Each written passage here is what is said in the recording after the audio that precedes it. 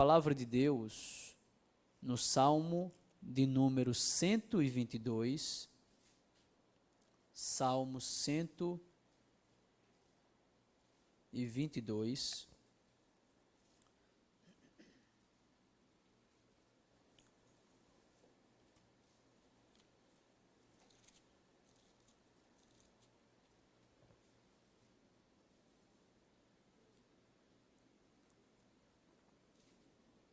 a palavra de Deus diz assim, Salmo 122, Cântico de romagem de Davi.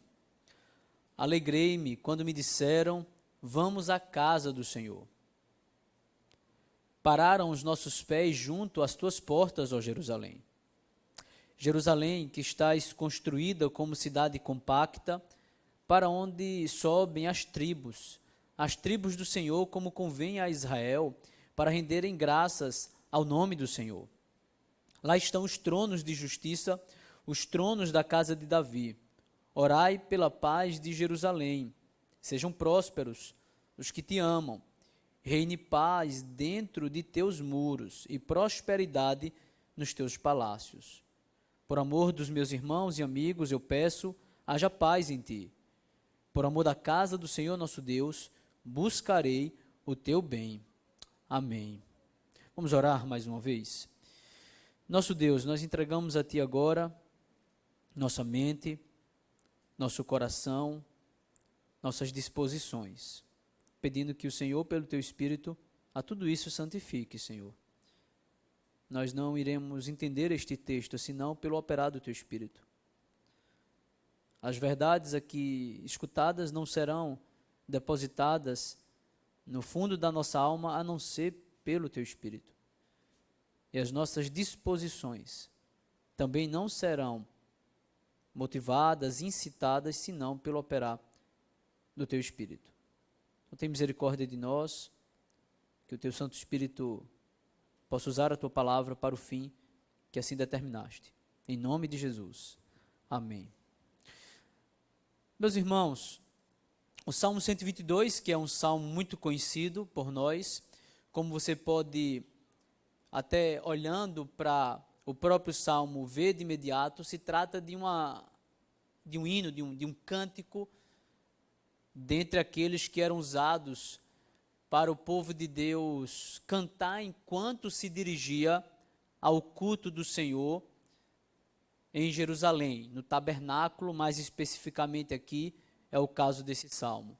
É por isso que vocês devem já ter escutado falar, os cânticos de romagem são, por assim dizer, também chamados de salmos das escadas, né, os salmos de escada.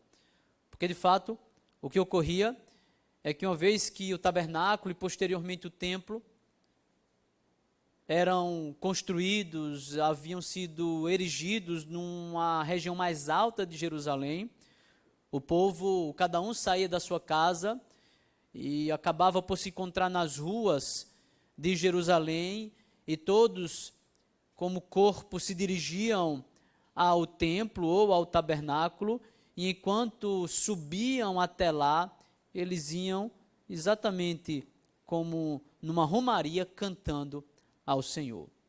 E nesse salmo, em particular, nós vemos um cântico de romaria no qual Davi demonstra uma impressionante estima por Jerusalém. É não só um salmo cantado enquanto o povo se dirige ao culto, é também um salmo, um cântico cantado aonde a beleza do culto é celebrada. E é exatamente isso que Davi faz aqui. O salmista vai, nesse salmo, evidenciar um sentimento muito belo, uma exultação, um prazer, uma estima pelo culto. Você vai observar que a expressão que vai aparecer aí é casa do Senhor, ou tabernáculo do Senhor. Mas bem poderemos entender como sendo o próprio culto, visto que no tabernáculo era aonde se cultuava a Deus, no tabernáculo era onde estava a arca do Senhor, que é a arca da aliança, que representava a presença do Deus Altíssimo, que era adorado pelo povo que para lá se dirigia.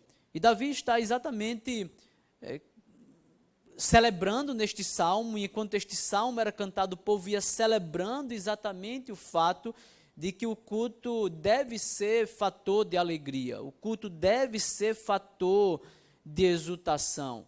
Jerusalém é celebrada como uma cidade bela, o tabernáculo é celebrado como algo a ponto de as pessoas poderem parar as suas portas e admirarem-no por uma razão, porque ali é aonde se centraliza a adoração corporativa do Antigo Testamento. E você vai observar isso no decorrer da minha exposição. Eu espero que o salmista aqui está absorvido por sentimentos muito bonitos pelo templo, pelo tabernáculo, pelo culto do Senhor.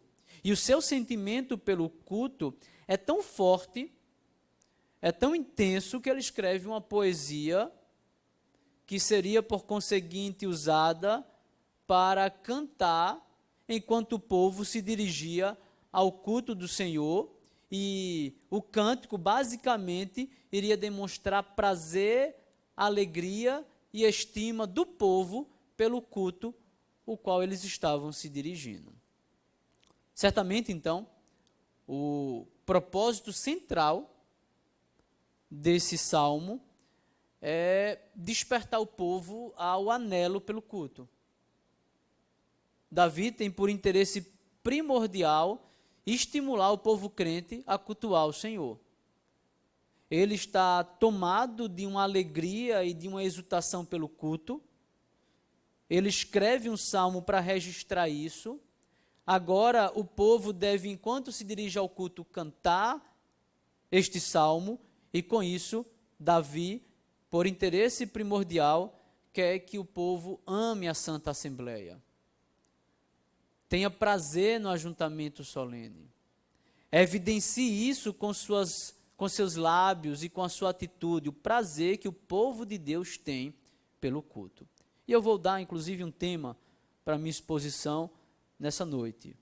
O povo crente deve nutrir os melhores sentimentos com respeito ao culto do Senhor.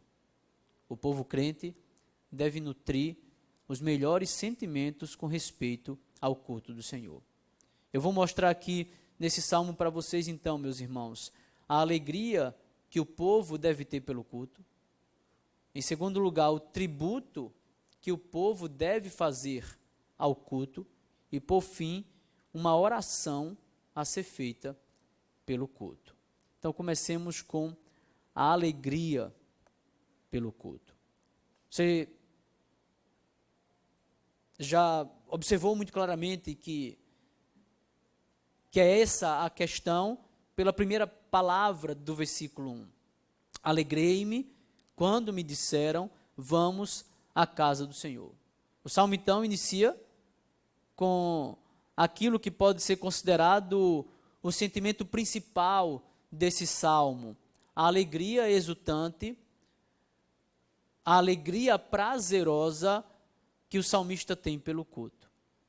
A própria expressão casa do Senhor, eu já falei para você, né? Tabernáculo do Senhor, mas entenda, ela se refere ao culto, é ali onde está a arca da aliança, é ali, portanto, aonde o Deus Altíssimo reside, e é para lá, então, que o povo deve se dirigir com o fim de cultuar a esse Deus que é digno de todo louvor e de toda adoração.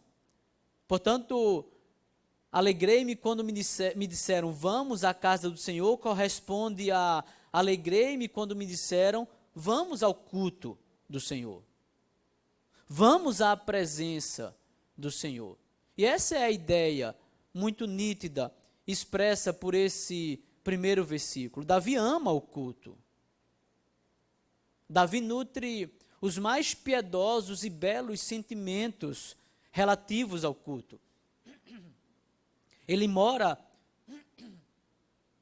irmãos, ele mora a certa distância de onde a tenda do Senhor estava montada. Não sabemos se de onde ele residia, ele conseguia enxergar o tabernáculo montado, mas ele está numa ocasião como rei de Israel, numa localidade, melhor dizendo, como rei de Israel, em que o povo precisa passar pela residência do rei de Israel, enquanto se dirige para o culto do Senhor. Então, vamos deixar a nossa imaginação nos dominar por algum instante. Permita-me essa licença poética. Vamos imaginar Davi nos seus aposentos reais. Vamos imaginar que este homem estivesse dedilhando a sua harpa, em louvor ao Deus Altíssimo. Vamos imaginar, como vimos hoje pela manhã, que Davi estivesse meditando nas Escrituras como preparação para o culto do Senhor. Ele está ali na sua residência, na sua localidade, talvez se derramando na presença do Deus Altíssimo, enquanto ele espera que aconteça o que vai acontecer. Ele está cantando, ou orando, ou outra coisa dessa natureza, e ele escuta então barulho de pegadas no chão, barulho de multidões andando. Ele também consegue escutar vozes cantando de onde ele está. Deixe-me dar maior vazão até a minha licença poética. Ao escutar isso, Davi vai para a sacada da sua residência real. E ele então olha lá para baixo, de onde o barulho está vindo. E ele vê então, de fato, a multidão do povo se dirigindo ao templo, prestes a passar sob sua sacada. E então, olhando lá para baixo, alguém de lá de baixo vê o rei de Israel olhando para aquela multidão e diz: Davi, vamos à casa do Senhor. E então Davi teve esse sentimento: alegrei-me quando me disseram, vamos à casa do Senhor. De súbito, ao convite daquela multidão em romaria, alegrei-me, exultei-me quando me disseram, vamos à casa do Senhor. Davi desce seus aposentos. Davi se junta àquela romaria. E Davi, então, toma a cabeça, a liderança daquela romaria, indo ao tabernáculo para cultuar o Senhor. Mas essa romaria vai até determinado ponto. Ela não entra no tabernáculo do Senhor. Vocês sabem que nem todos têm um pleno acesso a todos os aposentos do tabernáculo do Senhor. Mas aqui em particular, a multidão para em determinado lugar este que é possível ter o vislumbre dos portões que dão acesso ao tabernáculo montado. Versículo 2. Pararam os nossos pés junto às tuas portas, ó Jerusalém. Todos pararam. A romaria estancou. Certamente, e isso é uníssono nos comentaristas, a ideia é, aqui há uma pausa contemplativa. O povo estava alegremente motivado a se dirigir ao culto do Senhor. Um sai da sua casa, outra família da sua casa, eles acabam se juntando, todos começam a percorrer as vielas e ruas de Jerusalém, passam por onde Davi morava. Davi se junta àquela romaria que continua até um local onde eles conseguem ver as portas do tabernáculo e eles param para contemplar a beleza daquela cena. E essa parada é porque naquela gente toda havia um fascínio pela beleza de Jerusalém.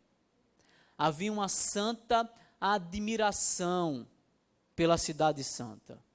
Por quê? Pelo que havia dentro daquelas portas. Não era apenas a cidade que era bela, não era apenas algo físico que trazia alegria àquela gente. Eles estão ali parados, contemplando a beleza, porque ali, depois daqueles portões, é onde acontece o lugar do culto. A tenda do Senhor é onde o Deus Altíssimo espera o seu povo. O noivo aguarda a noiva chegar. E quando a noiva chega, semelhantemente aos casamentos, há aquela pausa antes da entrada triunfal da noiva. E naquela pausa, o noivo contempla a noiva contempla o noivo, e ambos estão boquiabertos, principalmente no quesito de culto à noiva, porque lá dentro o noivo a espera e o seu noivo é digno do seu culto. Isso nos leva a algumas aplicações, irmãos. Em primeiro lugar, e a mais elementar das aplicações, você deve fazer do culto uma alegria especial na sua vida. O culto deve fazer o seu coração arder em expectativas. Creio eu, então, que seja sintomático o fato de que muitos de nós nos dirigimos ao culto, à nossa igreja, essa é hoje à noite a nossa igreja, por mera tradição. Domingo é dia de culto. Por mero ritualismo.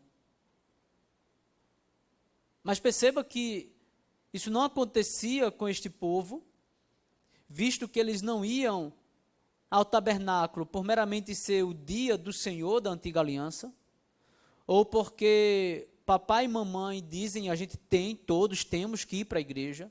Não, pequenos e grandes, adultos e velhos e anciãos, todos eram de fato bombardeados por essa santa alegria de se dirigir ao culto do Senhor. Logo, em primeiro lugar, você deve pedir a graça de Deus para que, por meio do seu Espírito, o Senhor faça o seu coração arder em exultação pelo dia do culto, pelo culto em si.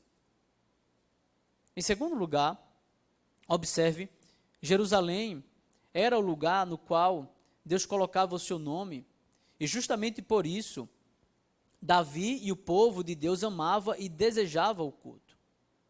Na nova aliança, a igreja, o povo de Deus, deve compreender que a reunião solene, o culto, que não tem a ver com um único lugar exclusivo e oficial, mas aonde há o povo de Deus, é ali aonde habita o Deus Altíssimo.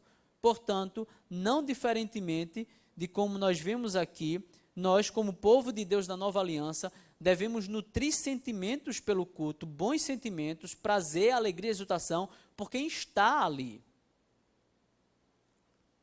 E você deve se lembrar, por exemplo, de Hebreus 2, versículo 12, que nos informa que ninguém mais, ninguém menos do que Cristo se faz presente no nosso culto, cantando louvores e quando nós cantamos.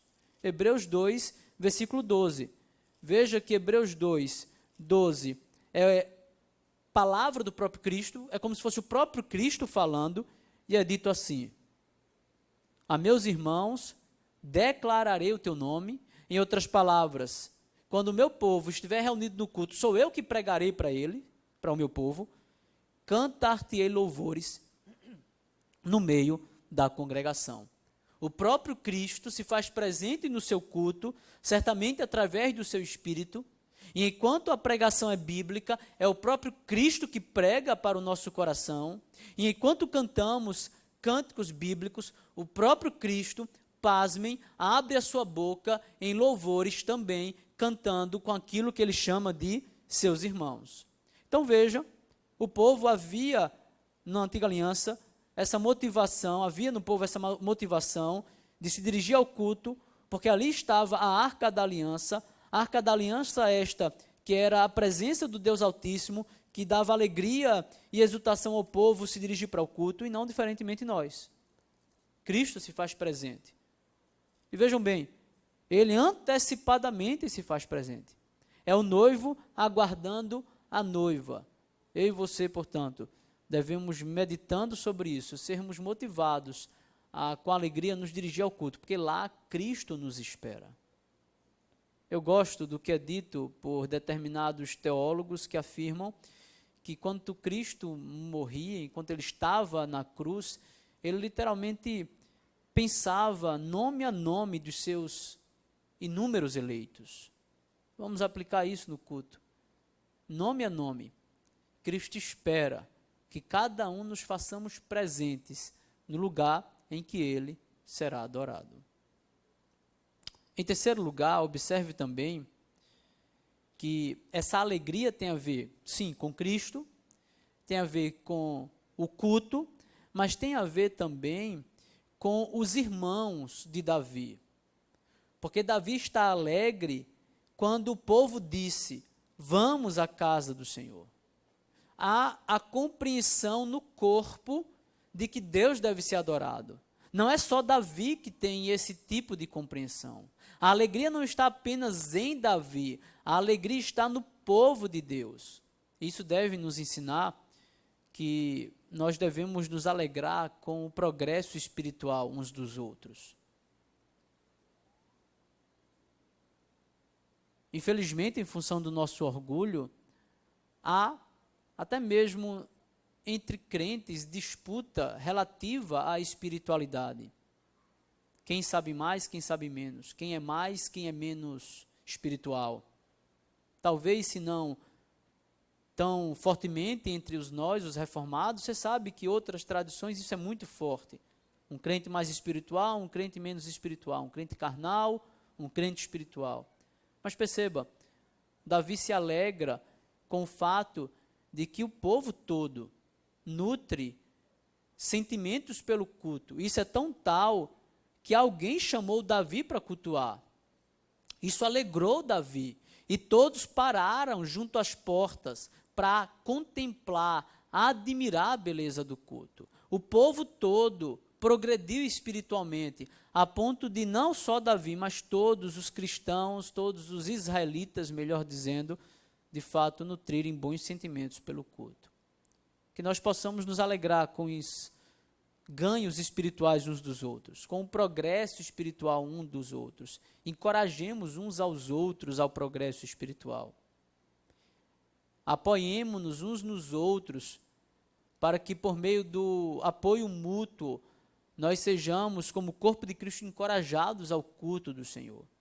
Se você sabe de um irmão que tem faltado na igreja, que não tem vindo ao culto, que tem sido relapso nesse quesito, ligue para esse irmão. Encoraje-o. Alegre-se com o fato de que o povo inteiro, por completo, o povo em totalidade, se alegra com o culto do Senhor. Que essa alegria não seja só sua, seja por meio também de você e da sua preocupação com o próximo dos demais irmãos. Certamente que nós também podemos dizer que esse salmo nos deve ensinar a comunhão dos santos. O Salmo 133 já é bem claro nisso. Assim como só poderia haver culto se Arão fosse ungido com o óleo do sacerdócio, só pode haver culto se houver união entre os irmãos. É o que nos ensina o Salmo 133. E isso está nas entrelinhas desse salmo, uma vez que para haver romaria deve haver comunhão. Para haver ajuntamento, que a característica seja alegria, exultação, prazer, e não divisões, dissensões, ódio, mágoas e ressentimentos, deve haver comunhão. Logo, esse salmo também nos ensina isso. Ao cultivo da comunhão, devemos ser encorajados para que nutramos sentimentos de alegria pelo culto. O culto não pode sofrer nas mãos de crentes beligerantes. Problema interpessoal entre irmãos é terrível para o culto congregacional. Logo, se deve haver alegria no povo todo que junto se dirige à casa do Senhor, deve haver comunhão entre os irmãos. Então, nutra comunhão com seu irmão. Se há mágoa e ressentimento, converse com o seu irmão. Resolva essa pendência sua com ele ou dele com você. Mas não permita que haja esse tipo de divisão que acabe afetando o sentimento que você e aquele seu irmão devem nutrir pelo culto. Sentimento de alegria. Abrindo apenas um parênteses para que eu justifique a minha aplicação. Eu já soube de igrejas que tinham 2 cultos no domingo, que determinado irmão ia num culto que o outro não ia, para não precisar ver aquele irmão. Se há problema de comunhão dessa natureza, minha adoração com o Senhor é afetada. Logo, você deve ser incentivado à comunhão com seus irmãos. Por último, o sentimento que deve haver em você pelo culto, também, isto é, além da alegria, é o sentimento da contemplação.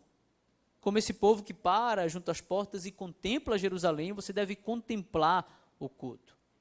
Acho que uma ilustração bem simples que demonstra isso é aquilo que fazemos quando queremos comprar, adquirir, ou mesmo quando não temos recursos, mas almejamos no futuro adquirir um artigo, uma roupa, e paramos na vitrine contemplando o que o pessoal mais jovem gosta, PS5, e não tem como comprar um PS5, mas contempla a belezura de um PS5 na vitrine.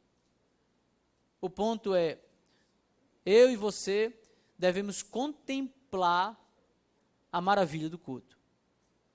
Contemplar, nesse contexto, portanto, é de fato admirar o culto. Mas por que o culto é admirável?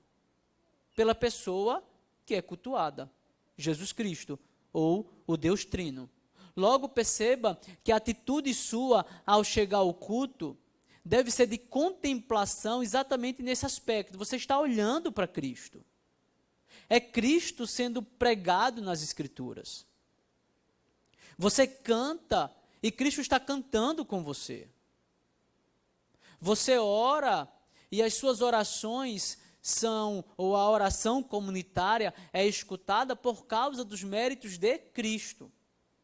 Logo, a beleza do culto reside na pessoa de Jesus. E assim como coisas belas acabam por gerar em mim e em você contemplação, Cristo deve ser contemplado por mim e por você. Devemos nos deslumbrar com a beleza de Cristo. E Cristo é belo. A santidade de Deus é bela. Coisas sujas são feias e a gente não gosta. Lá em Piripiri, eu não sei aqui, talvez aqui não, está havendo mudança de prefeitura. Então vocês devem imaginar como está a coleta de lixo lá no município. Terrível. E a gente foge de lugares onde há tanto urubu que dá para montar 2 times de futebol. Aquilo ali nos dá asco, nojo, coisas desse gênero. Mas coisas belas nos fazem contemplar. E quem é mais limpo do que Cristo? Eu uso a expressão limpo como sinônimo de santo. Quem é mais santo do que Cristo? Logo, quem é mais belo do que o nosso Salvador? Logo, ele deve ser contemplado por mim, por você. Admirado por mim e por você. Então, em primeiro lugar, vimos aqui o sentimento a ser nutrido pelo culto, a alegria. Em segundo lugar, nós temos um tributo do povo ao culto. Versículos 3 a 5. Perceba que o culto é um fator de tanta estima, de tanto prazer e satisfação por Davi, que nesses versículos, então, 3 a 5, ele faz um tributo ao culto do Senhor. É como se Davi fizesse elogios a Jerusalém em decorrência do principal motivo da existência de Jerusalém. E qual era este? Ser a residência do Deus Altíssimo. Logo, ser o lugar centralizador da adoração de Israel. Veja que nesse aspecto, somente isso tornava Israel especial. Se você não se lembra, o colete sacerdotal, que tinham 12 pedras, representava muito bem isso, porque quando o sacerdote ia imolar o animal, aquele sangue respingava nos seus coletes, e assim respingava nas 12 pedras, que representavam as 12 tribos de Israel, e a ideia era, somente as tribos de Israel estavam acobertadas pelo sangue do Cordeiro. Somente isso, de fato, dava o tom de algo especial em Israel, porque Israel era tão pecador, ou talvez pior do que outros povos. O fato de Israel ser tão especial, o fato de Jerusalém ser tão especial, porque ali era a habitação do Deus Altíssimo, ali era o lugar centralizador do único Deus vivo e verdadeiro. E então é digna Jerusalém de elogios. E o que Davi faz aqui então é exatamente dizer alguns elogios a Jerusalém, elogios esses que são, na verdade, motivos pelos quais Jerusalém deve ser exaltada. Basicamente, são dois motivos. O primeiro motivo está aí no versículo 4. Para onde sobem as tribos do Senhor, como convém a Israel, para renderem graças ao nome do Senhor. Davi, basicamente, está dizendo que Jerusalém é o lugar para onde o povo sobe com o objetivo de adorar o Senhor. Jerusalém é o lugar de adoração. É o único lugar aonde o nome do Deus Altíssimo pode ser invocado. Há esse exclusivismo centralizado em Jerusalém, que põe Jerusalém num patamar acima de toda e qualquer outra região da terra. Somente ali há o Deus da aliança. Somente com aquele povo há uma aliança entre o Deus de toda a terra e aquele povo. Logo, só ali há também a solenidade oficial da aliança, o culto. Logo, não haveria culto sem Jerusalém. Mas percebam bem, o culto só ocorre em Jerusalém, porque somente em Jerusalém tem os sacerdotes do Senhor. Somente ali há sacerdócio. Somente ali há sistema sacrificial regulamentado, legislado pelo próprio Deus. Logo, o pacto é lembrado, logo, Deus é lembrado, mas também o ofício sacerdotal é lembrado, porque se o povo tem como cultuar a Deus em Jerusalém, se há essa aproximação entre pecador e Deus Santo, é porque ali há mediador, e os mediadores, como sombra de Cristo aqui, eram os sacerdotes. Então, em primeiro lugar, Davi está de fato dizendo que o primeiro motivo pelo qual Jerusalém deve ser exaltada é que ele é o lugar, Jerusalém é a cidade central de adoração por causa do sacerdócio. Em segundo lugar, no versículo 5, temos um segundo motivo. Lá estão os tronos de justiça, os tronos da casa de Davi. Perceba, é como se no versículo anterior ele tivesse dito, lá está a adoração exclusivista. Lá está o único Deus digno de ser adorado. Lá está, portanto, o sacerdócio através de quem podemos adorar o Deus Altíssimo. E agora ele diz, lá está os tronos de justiça, os tronos da casa de Davi. Agora o segundo motivo, Davi está dizendo, é que Jerusalém não é só o centro da religião de Israel. Não é só o centro da adoração do mundo inteiro, mas é também o centro político do mundo inteiro. O centro político no sentido de o único povo governado por Deus. Perceba que ele celebra aí os tronos de justiça, os tronos da casa de Davi. Em outras palavras, é ali aonde está o verdadeiro reinado. É ali aonde está o verdadeiro Rei dos Reis, o verdadeiro Senhor dos Senhores. Não há outro que governe como aquele que governa Jerusalém. Não há um rei comparável ao rei que está assentado no trono, na capital do povo da aliança. Só lá há trono de justiça. Só lá há de fato um governante que governa com seu cetro perfeito de justiça. Vamos unir esses dois versículos. Davi está celebrando no versículo 4 o sacerdócio, e no versículo 5, o reinado. Essas duas coisas são trazidas à mente, então, dos israelitas, ofício sacerdotal e ofício real. Davi está querendo mostrar, então, que devemos recorrer a Jerusalém, que o povo de Israel deveria recorrer a Jerusalém para cultuar a Deus em Jerusalém, porque ali era onde estava o sacerdócio, ali é onde estava o rei, e os olhos dos crentes da antiga aliança deveriam de fato admirar Jerusalém por essas razões.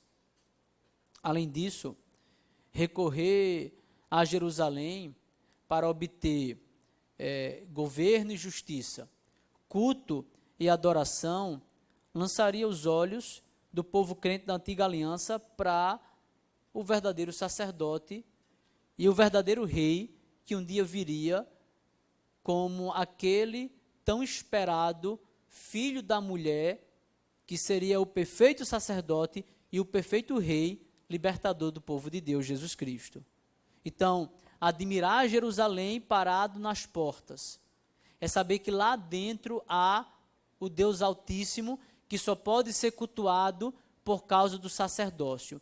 E lá dentro ele governa com seu cetro de justiça. Só que essas coisas ainda são, em certo sentido, sombra, porque um dia virá aquele que finalmente reaproximará Deus do seu povo, definitivamente, e que também, porque será Rei dos Reis e Senhor dos Senhores, irá governar o seu povo, porque como o maior dos reis e maior dos senhores, ele governará externamente e internamente as afeições, os sentimentos e a vontade do seu povo. Então o povo está parado junto às portas de Jerusalém, fazendo tudo isso, contemplando. Jerusalém é linda. Deixe-me colocar de outra maneira, o culto é lindo. O culto ali realizado é de tirar o fôlego. E duas coisas, então, ao olhar para tudo aquilo ali, são trazidas à mente de Davi, pela qual ele celebra a beleza e a glória de Jerusalém, o sacerdócio e o reinado de Jerusalém. Em outras palavras, Jerusalém não é linda em si mesma. A beleza de Sião consiste por quem está lá dentro, por quem é adorado. E é assim também com respeito ao culto que nós prestamos a Deus, irmãos. Perceba que eu e você devemos ter essa mesma atitude de contemplar o culto. Devemos, de fato, admirar o culto. Devemos gostar e apreciar uma boa liturgia, uma boa pregação, cânticos bem cantados, orações feitas apropriadamente ao Deus Altíssimo. Mas tudo isso por uma razão centralizadora, para quem essas coisas devem se dirigir. O Deus que é digno de cada uma dessas coisas. Essa é a beleza do culto. E por isso o culto deve ser admirado. Nesse caso, deixe-me aplicar essa porção com mais 3 ou 4 aplicações. A primeira delas eu tiro da expressão como convém a Israel, versículo 4. Essa expressão, inclusive, poderia ser traduzida de outra maneira. A gente poderia traduzi-la como para testemunho de Israel. A palavra testemunho, você certamente sabe, significa dar testemunho ou fazer pacto, fazer aliança. A ideia, então, é de um acordo, é de um pacto, é de um contrato entre duas pessoas. Deus de um lado, o povo do outro. Em outras palavras, o culto não acontece por acaso. O culto, como diriam alguns antropólogos humanistas, o culto não é uma espécie de evolução do homem para ministrar a si próprio uma realidade. Você não está só. Não. O culto não vem como evolução social, nem por iniciativa humana. O culto é um estabelecimento de uma aliança. O Deus da aliança quer ser adorado. Ele salva um povo que irá adorá-lo. e ele estabelece um ajuntamento solene, a solenidade da aliança, o culto, no qual o povo se reunirá para adorar esse Deus que deseja e requer ser adorado. Logo, em primeiro lugar, você deve entender que culto é assembleia, culto é pacto. Logo, o ensino que a gente pode dizer disso são pelo menos dois. Tirar disso são pelo menos dois. Deus propõe o culto. O culto deve ser feito segundo os ditames de Deus. Deus estabeleceu o culto, logo a prerrogativa de dizer como o culto deve acontecer está em Deus. Em segundo lugar, Deus propôs o culto. Logo, ele requer que você o cultue. A gente leu Hebreus 10, 25. Não devemos deixar de congregar-nos. Portanto, essa expressão como convém a Israel é uma expressão que deve ser também usada por mim e por você, para nós entendermos que devemos eu e você sermos convencidos de um dever meu e seu de cultuar a Deus. Não deve haver da nossa parte motivos banais para nos afastarem do culto. Pelo contrário, o Senhor está esperando o seu povo cultuá-lo. Ele estabeleceu uma solenidade para este fim. Agora só resta uma coisa a mim e a você: adorá-lo e adorá-lo como ele requer. Em terceiro lugar, se é uma solenidade do pacto, se o povo do pacto é um povo sob uma bênção incomparável e especial, há na solenidade do pacto bênçãos especiais para aqueles que cultuam a Deus. A gente é abençoado lendo a Bíblia em casa. A gente é abençoado meditando, como vimos hoje pela manhã, exercendo essa disciplina espiritual da meditação bíblica. Mas, irmãos, há bênçãos que o próprio Deus reservou para o culto, que são incomparáveis e que nós receberemos na medida, e somente na medida em que nós nos reunirmos como corpo de Cristo, cultuando ao nosso Deus. O próprio Deus estabeleceu bênçãos especiais para mim e para você, quando nos reunimos para cultuá-lo. Além disso, irmãos, perceba que, inevitavelmente, eu preciso dizer que a beleza do culto reside em Cristo Jesus. Aquela contemplação anteriormente abordada, vitrine, coisa dessa natureza, precisa agora, nesse momento de aplicação, ser superestimada. Devemos olhar para o culto, devotando a Cristo a admiração. Devemos, no momento do chamado inicial, treinar nossa mente e coração para contemplar as belezas do nosso Salvador. As palavras de Cristo, sejam do Antigo ou do Novo Testamento, as palavras de Deus devem nos fazer o queixo cair. Cantar ao Deus Altíssimo deve gerar em meu e em seu coração delícias perpetuamente.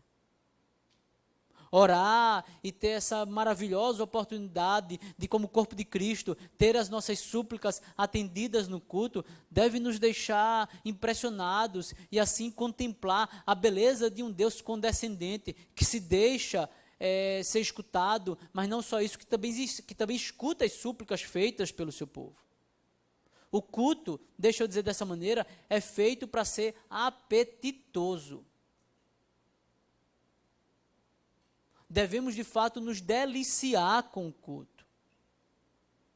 Talvez nós não nos deliciemos como deveríamos, porque não há delícias perpetuamente em Cristo para mim e para você. Talvez não tenhamos uma comunhão com Cristo a ponto de achá-lo delicioso, por assim dizer. Mas, meus irmãos, se Cristo é quem as Escrituras dizem que Ele é, se suas palavras são as que as Escrituras de fato dizem que são, se Ele fez o que as Escrituras registram que Ele fez, se Ele tratou as pessoas da maneira como Ele tratou, se Ele realmente se encontrou totalmente abandonado numa cruz, como Ele se encontrou, como as Escrituras dizem que Ele se encontrou, para que totalmente abandonado nós não estivéssemos só, devemos admirá-lo. Devemos contemplar e adorá-lo. Por fim, você precisa refletir sobre Jesus como sacerdote e rei do culto. Como sacerdote, o valor e a aceitabilidade do nosso culto só se deve a Cristo. Este sermão, os cânticos aqui cantados, as orações feitas são poeira sem os méritos de Cristo. Cristo e somente Cristo dá valor ao nosso culto. Porque na medida em que adoramos a Trindade através de Cristo, nosso culto se torna aceitável. Além disso, como rei, o culto deve ser dirigido a Ele. Deve ser dirigido por Ele e dirigido para Ele. Ele participa do culto, lemos Hebreus 2:12, e o culto deve ser por Ele, para Ele, por meio dele, para Ele. Logo que Cristo reine nos nossos cultos. Por fim, depois de vermos a alegria que o povo deve nutrir pelo culto, o tributo que devemos prestar ao culto, também podemos fazer orações pelo culto. Os versículos finais estabelecem isso. Orai pela paz de Jerusalém, sejam prósperos os que te amam, reine paz dentro de teus muros e prosperidade nos teus palácios. Por amor de meus irmãos e amigos, eu peço, haja paz em ti. Por amor da casa do Senhor nosso Deus, buscarei o teu bem. Então, aquela contemplação, aquela atitude de admirar o que está por detrás daqueles portões, lembremos-nos, o povo está parado ainda, admirando o povo. Tudo isso é trazido, talvez, na mente de Davi, enquanto ele está ali parado, contemplando Jerusalém. Então, depois de admirar, depois de contemplar o tabernáculo, Davi faz pedidos de oração a seus irmãos. Vejam, orai pela paz de Jerusalém. Davi está numa espécie de conversa com seus irmãos, para que seus irmãos sejam convencidos de orar pelo culto que era realizado ali no tabernáculo. E o pedido de oração de Davi é basicamente por paz e por prosperidade, como você já percebeu apenas com a leitura. Isso pode ser percebido exatamente nos versículos 6 e 7. E os versículos 6 e 7 contêm aquele famoso paralelismo da poesia hebraica. Por exemplo, versículo 6, orai pela paz de Jerusalém, corresponde a, versículo 7, reine paz dentro de teus muros. Versículo 6, mais uma vez, sejam prósperos os que te amam, corresponde a e prosperidade nos teus palácios, versículo 7. Então, os versículos 6 e 7 pedem exatamente a mesma coisa. Davi, com o povo, está admirando o culto, e agora, então, ele reflete sobre uma realidade inevitável. A realidade é, enquanto Jerusalém estivesse em paz, e enquanto Jerusalém prosperasse, o culto poderia ser realizado. Se houvesse guerras, se Jerusalém fosse invadida, a tenda, e como sabemos muito bem, posteriormente o templo poderia ser destruído, como foi destruído, e simplesmente se acabariam as ocasiões para o culto corporativo. Não diferentemente com respeito à prosperidade. Se o povo não prosperasse espiritualmente, se as ricas bênçãos espirituais de Deus não descessem sobre o povo, simplesmente o povo secaria espiritualmente falando, e então o culto do Senhor seria esvaziado. E por isso Davi pede, meus irmãos, orem pela paz de Jerusalém. Enquanto Jerusalém estiver em paz, continuaremos a cultuar. Enquanto os muros não forem invadidos, continuaremos a cultuar. Enquanto Deus nos conceder a sua misericórdia e graça, nos abençoando com prosperidade espiritual, continuaremos a cultuar. E é por isso que ele repete essas coisas nos versículos finais. Eu peço a vocês, meus irmãos, por amor a você, meus irmãos, eu peço, haja paz em ti, Jerusalém, por amor da casa do nosso Deus, buscarei o teu bem, o bem aqui então sendo a prosperidade espiritual.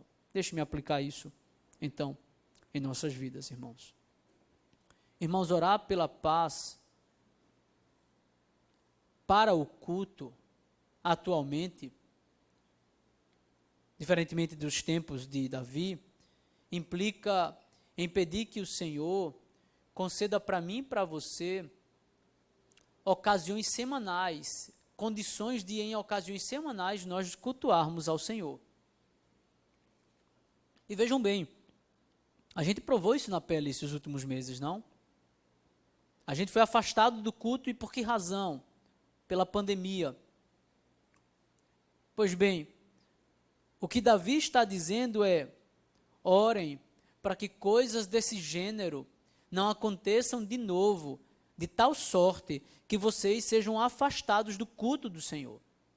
Naquela época, então, os temores de Davi eram guerras que poderiam impedir o culto. E quais são as batalhas do dia a dia que você enfrenta que lhe impede de cultuar? Quais são as tentações, os pecados contra os quais você eventualmente luta e às vezes você cai e que são empecilhos para você cultuar? Você tem talvez travado batalhas contra o próprio diabo, contra o mundo, contra doenças, ou seja lá o que for, enfim, coisas que impedem de você se dirigir ao culto do Senhor no domingo. Você precisa pedir paz da parte de Deus para que essas coisas cessem, de tal maneira que você tenha condições favoráveis para você cultuar o Senhor, para que o seu culto dominical não seja atrapalhado. Mas há um fator especial, o qual eu já apontei, mas que eu preciso retomar o ponto e que nos impedem de cultuar a Deus, que são não só as controvérsias e os problemas interpessoais entre nós, mas especialmente as controvérsias relativas ao culto. Isso pode, aquilo não pode no culto. Ou, o culto deveria ser mais tradicional, o culto deveria ser mais moderno, ou coisa desse tipo.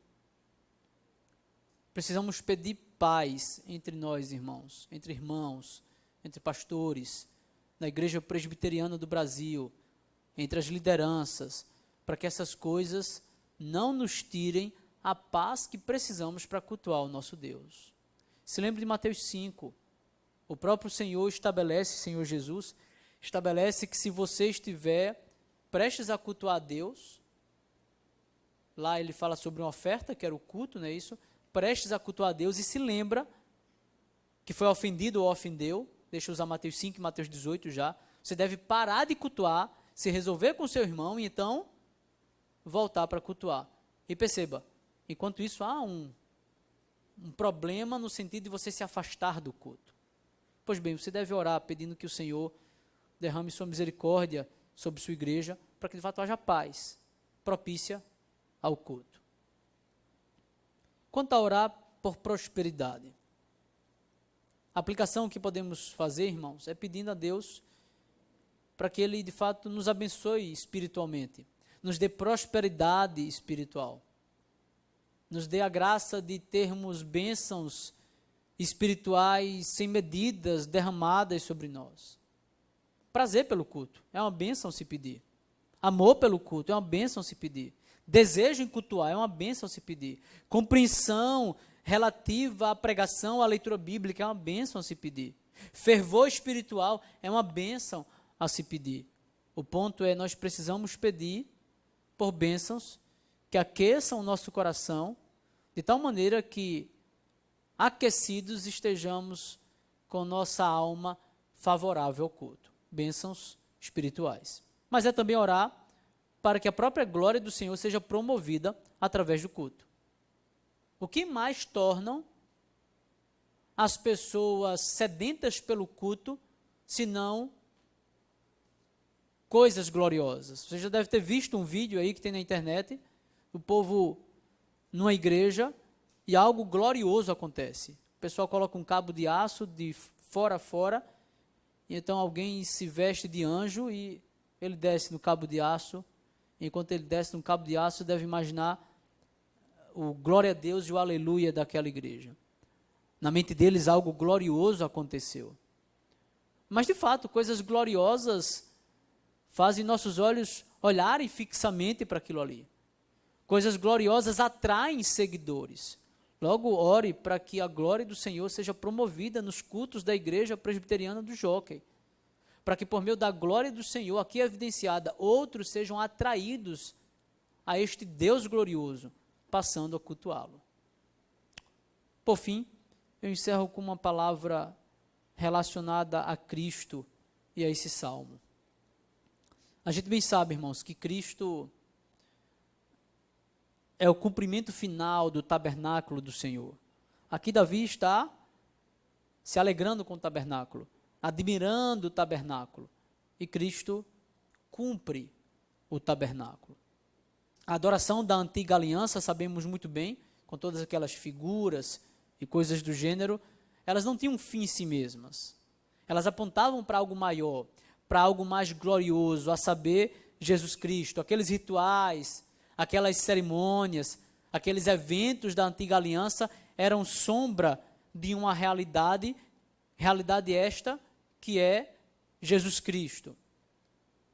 O próprio Cristo, inclusive, fez esse ponto de contato entre ele e o tabernáculo, ao dizer lá em João 2,19, destruam este santuário e em 3 dias eu o reconstruirei. E vocês bem sabem que quanto a isso, ele não estava falando do templo que naquela época ainda estava construído, mas do corpo dele.